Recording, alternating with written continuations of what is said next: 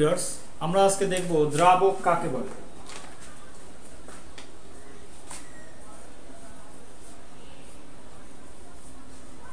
দ্রাবক কাকে বলে?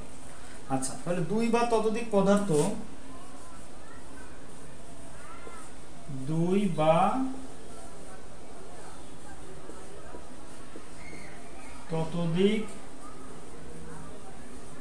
পদার্থ মিশে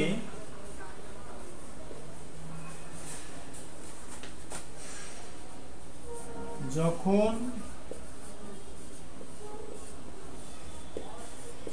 দ্রবণ তৈরি করে এবং দুটি পদার্থই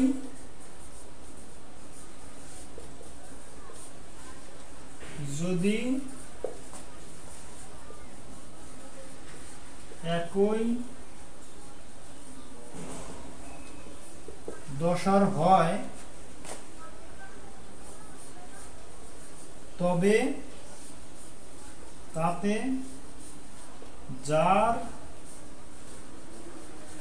পরিমাণ বেশি থাকে সেটিকে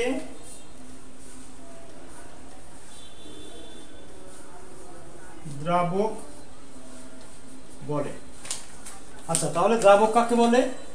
দুই বা ততোধিক পদার্থ মিশে যখন দ্রবণ তৈরি করে এবং দুটি পদার্থই যদি একই দশার হয় তবে তাতে যার পরিমাণ বেশি থাকে সেটিকে দ্রাবক বলা হয়।